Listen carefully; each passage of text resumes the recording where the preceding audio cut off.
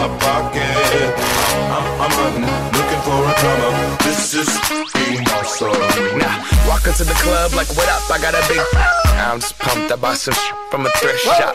Ice on the fringe is so damn frosty. The people like, Damn, that's a cold ass honky. rolling in hella deep, headed to the mezzanine. Dressed in all pink, set my gator shoes. Those are green, draped in a leopard mink. Girl standing next to me. Probably should have washed this. Smells like R. Kelly sheets. But it was 99 cents. Copping it, washing it. About to go and get some compliments. Welcome. Good morning. I'm Erin Breaker. And I'm Tobin Breaker. And I'm Todd Breaker. And we are on the Brink, the morning show on KCAA, AM 1050, FM 106.5, and FM 102.3. Forgive the allergy voice. The wind has been blowing. It's very dry. Lots of pollen in the air. So, yeah, glad to have you with us this Friday morning. Woohoo, it's Friday. And we have Todd with us. I know. I'm so excited. Can you turn up his volume? I can barely hear him. Do I need to shout? There he is. I just need to actually talk into the mic. You know, that helps. Yeah, It helps a lot, actually. It's like turning on your car if you want to go somewhere. It's a magic. It's amazing. It's amazing.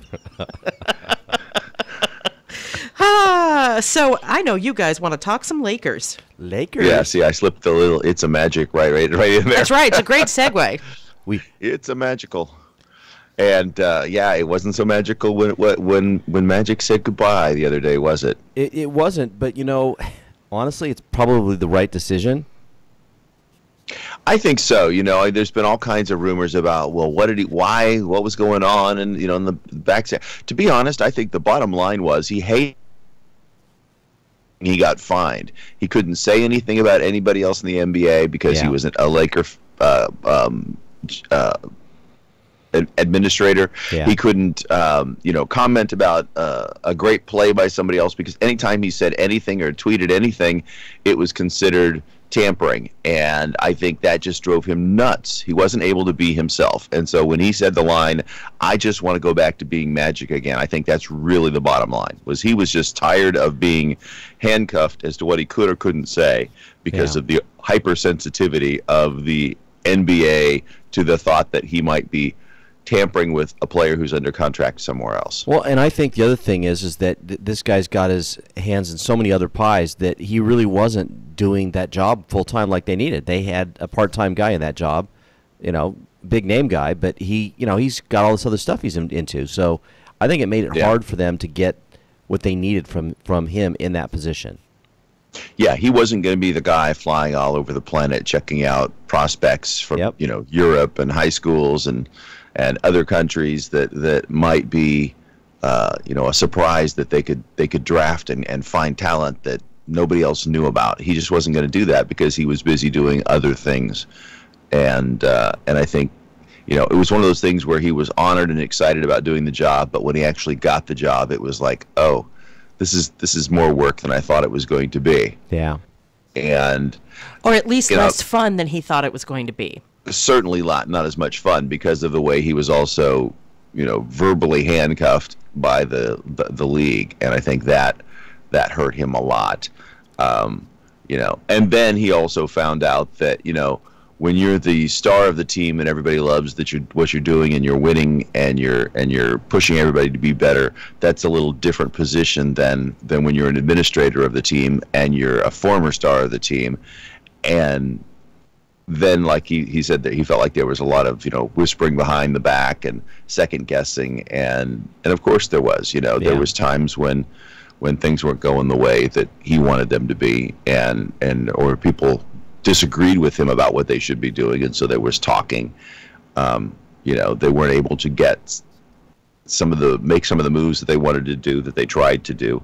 That said, I think he actually left the team in much, much better position than he found it. I mean, when he got the team, they had two horrible contracts that kept them from getting anybody of note, and he was able to get rid of both those contracts. It cost him a couple players.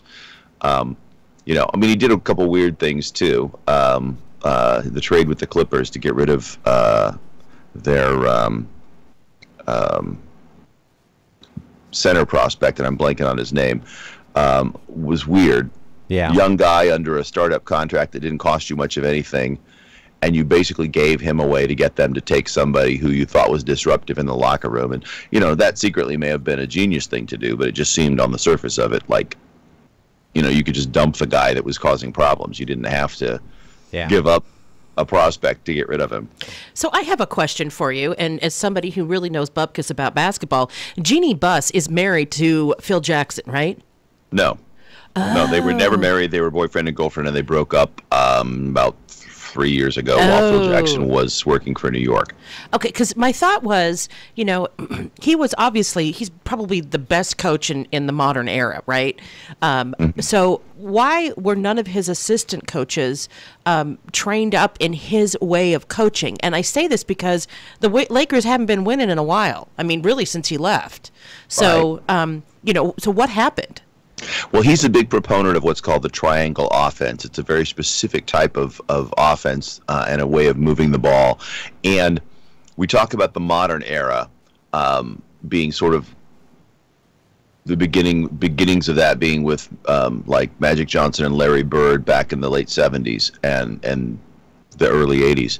And what has happened is there's now a postmodern era that sort of began with the ascension of the Golden State Warriors. And so now basketball is played with a spread offense where people are out around the perimeter and they're taking much, much more three-point shots. And so you either do three-point shots or you drive into the basket and try to make a layup and get a foul so you can get 3 points. There's very little mid-range shooting, which was sort of the bread and butter of the triangle offense. And so it's actually considered an old-style passe offense that nobody in the league is running at this point. And so Phil Jackson, when he was in New York as he was head of basketball operations for the Knicks, tried to get a coach that would run the triangle offense, and they tried to do it with no success. Then they sort of did a modified version of it, and finally his tenure ended there because it was not very successful. But that's a pretty dysfunctional organization. You think about the Lakers being dysfunctional, the Knicks are a mess as well. And so, are these guys just paid too much? Too many egos in the room? I mean, and it's not only basketball. I mean, I think that other sports, maybe this is the case. We've been talking in our office about baseball that the salaries that they pay these baseball players is so high that your local community has a hard time paying for games for them and their kids, right? So it's gotten so expensive, and then you see these players who act like spoiled children because they kind of are. Have we just gone too far? Well, they're making millions of dollars and realize that a lot of these guys, at least in basketball, they've gone to 1 year of college. These are 19 and 20-year-old guys that are literally making millions of dollars. But they're getting paid what the market will bear. Like all things in economics, they will continue to push it upward, and the prices will continue to push upward to the point where then people won't pay it anymore. And then you'll say, okay, now economics kicks in and they will have to drop the prices and the salaries and stuff will adjust accordingly. And I guess that's my point. How are we reaching that wall? I mean, I think that people are finally starting to push back on college tuitions, for example, because they don't want to go into debt until they're 90 so they can go to school. And, are we seeing that there might be some pushback with sports? And maybe I'm wrong, but, I don't know that they're having trouble filling seats right now, though. I don't hear anybody talking about that. It's not been an issue. Behavior of really, really rich young men has been an issue, but that's been an issue for a long time. But I haven't heard anybody talking about having trouble filling seats, which tells me they have not topped out yet. I mean, if it's an issue, the owners aren't talking about it in a big way. The NFL talked about it to some extent when they thought that there was an impact because their viewership was waning as a result of player protests. They claimed that to be the case. I mean, what do you think, Tobin? But I think what's happening is that, they're not having a problem filling seats, but some of these sporting events are really becoming a divide between the classes, that wealthier, upper middle class people can afford to go and enjoy these things, and your average person, really can't. And so they are pricing a lot of people out of the market. And it's not just sports. I mean, I'll use Disneyland as an example. The average family can't afford to do that. This now becomes a real stretch for people to Yeah, go it's do a things. rare thing that you save up for now. Yeah, where it used to be a lot of folks would, go to quite a few games or drop in at Disneyland quite often, and you just can't do that anymore. And I really think it's creating a class divide more than that they're actually hurting for customers. I don't think they're hurting for customers. They're just being more selective. They're pushing Right. a whole bunch of The people out. customers that are there are obviously those who can afford it. And I don't disagree with that. I think that's probably the case. I mean, the NFL has what 17 games in a season, Yeah. 17 games in over an 18-week season, right? And baseball has always been more the blue collar game because there's 140 some games, and so the price up per game is less. So you could still go to a Dodger or an Angel game and don't have to spend a fortune, to get in and out. And and so that maybe is what you'll see is there's a tendency for people to pick and choose their sports teams or their the ones that they go and see live anyway, based on what they can afford. I mean, honestly, Yeah. I don't go to live games very often because they're expensive. Well, I have not yet gone to a professional football game out here since we've had the Rams and the Chargers out here, and Yeah. I've looked at ticket prices, and it's like, okay, this is going to be Yeah. an expensive day.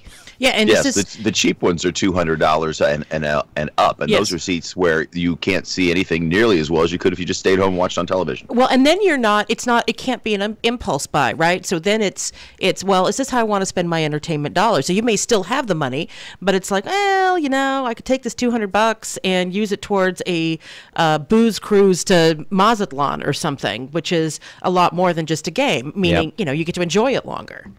Right. Yeah. Yeah. You have to be selective about your entertainment dollars.